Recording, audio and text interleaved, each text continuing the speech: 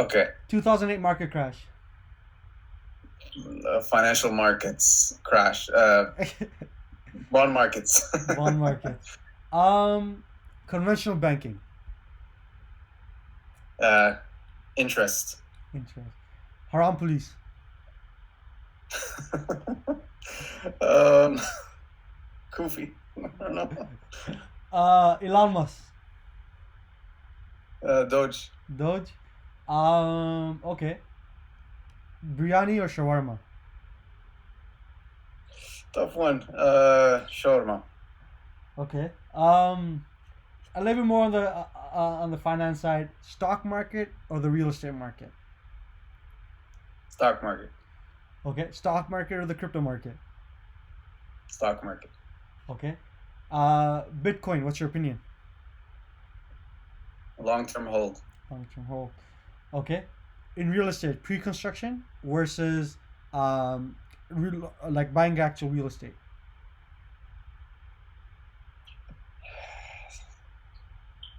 If I could choose, pre-construction. Okay. Is this soccer or is it football? Soccer. with, with a little bit of a touch, eh? Okay. Tim Hortons coffee. Your opinion? Very mediocre. I agree. Oh my god! Please, Very mediocre. I can't, cause I drink black coffee. I can't stand it. It's like I'm like no. Yeah, yeah. No, Uh, it's quite watered down. okay. I love last few question. Best country to stay in if you could. Turkey. Turkey. That's a new one. And then the last one I'll leave it to is, does pineapple go on pizza? Yes. Okay, you're gonna get killed from somebody. All right. Nice, nice. This was fun. I Yeah. gotta say. Okay. Cool. I had it. I'm adding a few questions every time a new person comes on, so it's like it's new information. Okay, so let's jump back into the stock market, day trading, and all that fun stuff. Let's do it. Where were we? We were at the best methods of telling if a stock will go up or down. So technical, fundamental, just wishing, put your money in whatever. Like what Jesse said the other day, buy something boring and leave it. So what would you say? Yeah, I mean, like there are so many ways to do this, or think about it. There's no honestly one right way. There's honestly, you read different investment legends and how they did it. They all have different ways of thinking. Yeah. There's more than one way to make money in the markets, I believe.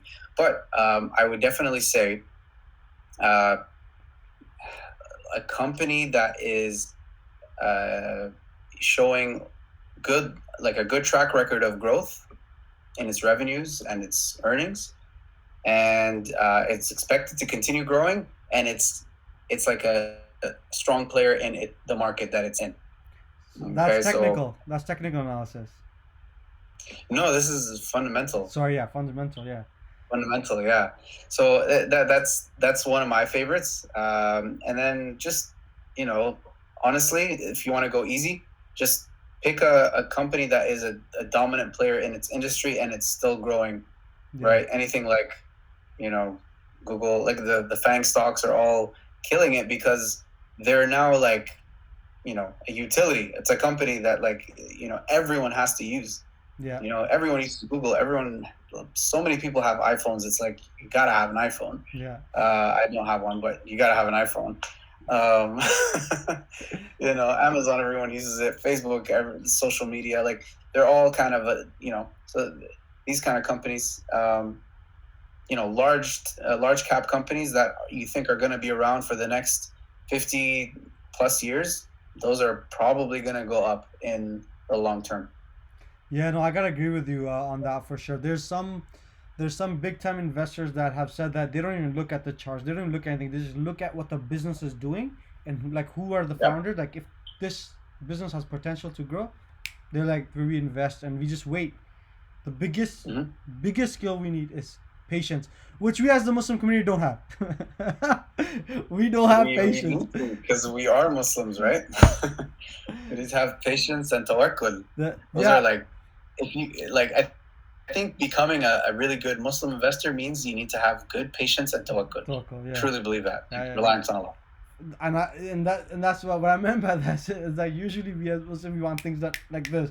Like get us the tea, it has to be like this. The food, it has to be like this. It's never like we'll be patient. Bring out the plate of biryani. Yeah, where's the food? Right now. So Kat, yeah, but yes, patience is very important and smart patience. Not that something's tanking and you're just like, oh no, it's gonna go up. No, understanding that what's happening and what potentially this market holds for this stock. So yeah, so that's very important. See, with myself, I realize the greatest returns I've gotten is a mixture of a little bit of technical, a little bit of fundamental, and the concept that you got to look at whether what the company's doing, and if it's a product that's gonna go up and you think it's gonna hold some value in the future, invest in it. So yeah, Kat. Or I look at the market opportunities. For example, that whole COVID crash happened. After that, I knew there's gonna be a oil revival. I looked up all the halal oil companies, and I put my money in, and alhamdulillah, I did fair. And gold, and same thing with gold, right? So it did fairly well. So you got to look at those opportunities that are coming. You got to do market analysis. You got to be on top of the market research, right? So Yeah, exactly. It's there's a lot of timing in some of these specific things like oil, or like when there was a market crash in 2020, specifically with oil, because the oil price fell into the negatives, right? So it was actually a pretty obvious trade when you think back at it. Yeah. But hindsight is 2020, right? So exactly. Though, okay, so now let's jump into a little bit about how do we know if these stocks are halal.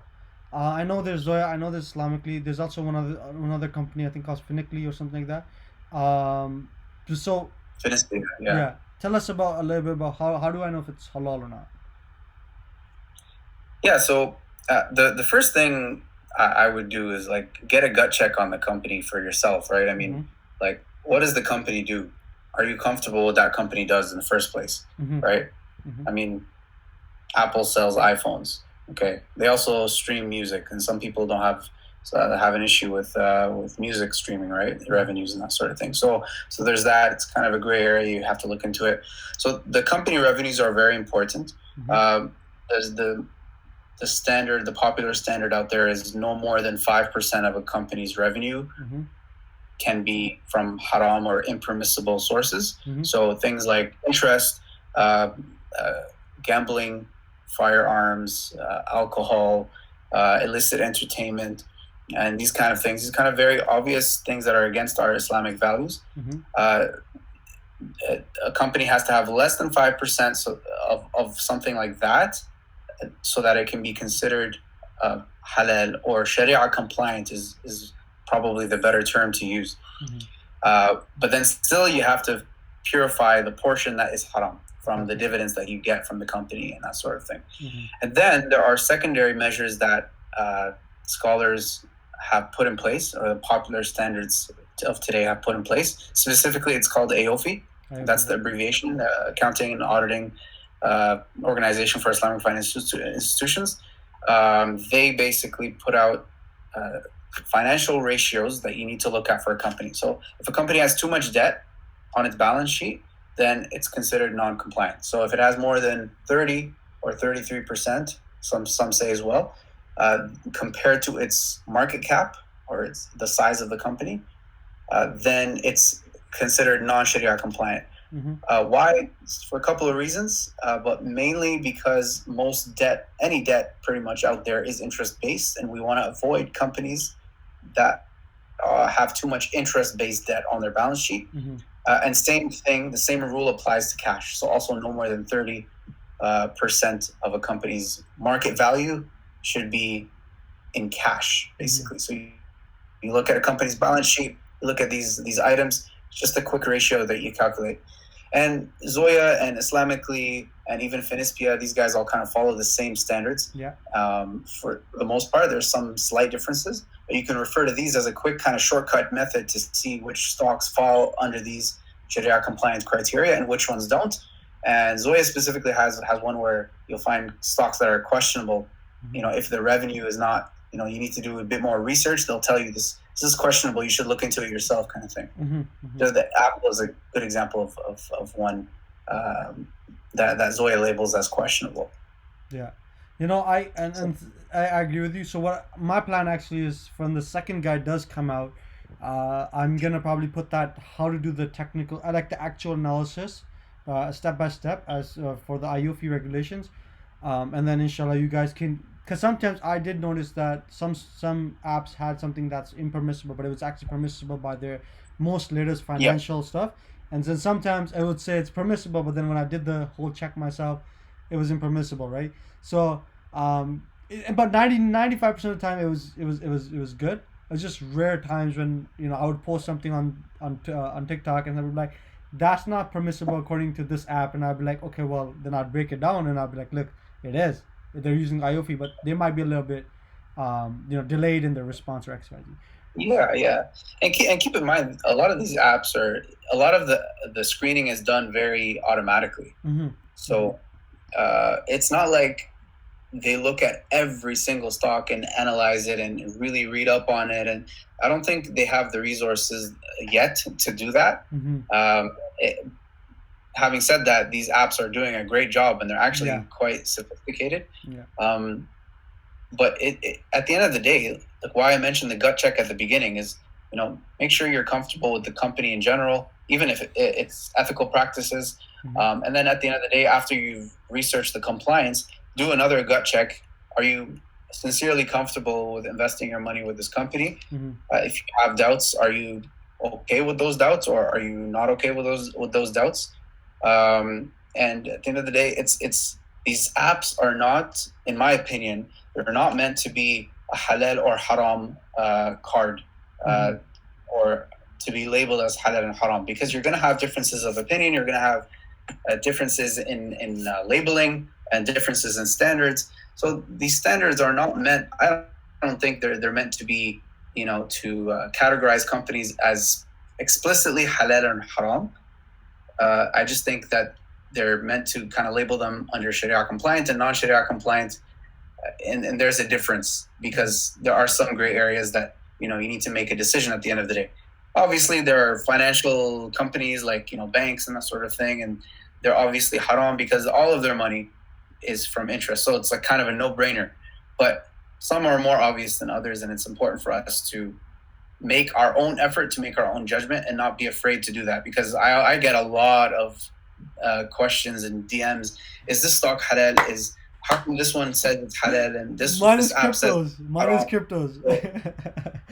Oh my god! And cryptos is another thing, right? We gotta be able to make some of our own judgments, because there aren't yet answers for every single stock or every single crypto out there. Mm-hmm. From scholars, right? There's still some gray areas, and we need to be okay with having a good intention and making decisions based on that. Yeah, I don't want to jump into the whole crypto discussion, but I can really say the second that there is a massive difference of opinion in me, because I'm deeply inside crypto, and I'm talking to the ulama and I'm talking to different minded individuals who are deeply inside Islamic finance, the industry, like in banking and stuff. And so let's just not go. You guys will start seeing that in the upcoming videos where I'm going to be referring to more of the two perspectives, and you guys make your decision. But let's not go there. So beautifully put.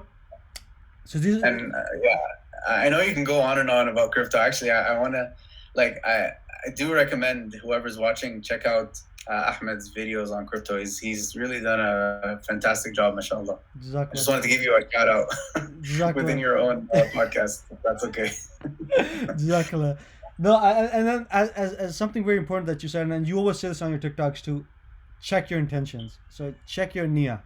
And guys, and so whenever you're investing in those stocks and different stuff, because sometimes you'll be like, this is great and I don't feel comfortable, but I know it's going to make money because Elon Musk is about to hype this thing up. So should I put my money in or not? But your fitrah is not happy with it. Your internal nature is not happy with it, but you still go through with it. So really, sometimes you got to check your intentions. What's your intention but with what you're doing? Okay. Exactly. Respecting your time, I got to come to the last question and the last few things. We've talked about these various methods. You're a highly educated person in this world. what would you recommend to the youth and the young generation that's watching this, and even the older generation that's watching this? How do I get involved? Where can I learn all this stuff? So first of all, check out all the different halal investor platforms out there. Take a look at my blog, read some of the basic concepts. Check out Ahmed's stuff. Just kind of get into the whole YouTube vibe of the halal space. That gives you kind of a good background as to what is permissible, what's not permissible. And then for the investing stuff, there's also some halal investor there's a lot of halal investor content out there. There's not as much, but there's also a lot of people who are just talking about investing on YouTube, and these sort of things. I would highly recommend checking out like book reviews of people who basically do summaries of books about investing. Things like One Up on Wall Street. It's a great book by Peter Lynch. It's a really good book on just common sense investing and common sense picking of stocks and finding good companies. And so there are book summaries on that. You can read them just to kind of get an idea. Watch YouTube videos about how Warren Buffett speaks about investing and the concepts. I think these are really important to just kind of get into the right mindset of investing. And then open a brokerage account wherever you are. I mean, if you're in Canada, there's a bunch. There's Questrade, there's Wealthsimple, CIBC. If you're in the US, you've got Ameritrade, and Webull, and all these different ones. Fidelity, the UK. There's you can easily open up a brokerage account, and then just kind of pick your first company that you're comfortable with, that you think is going to do well.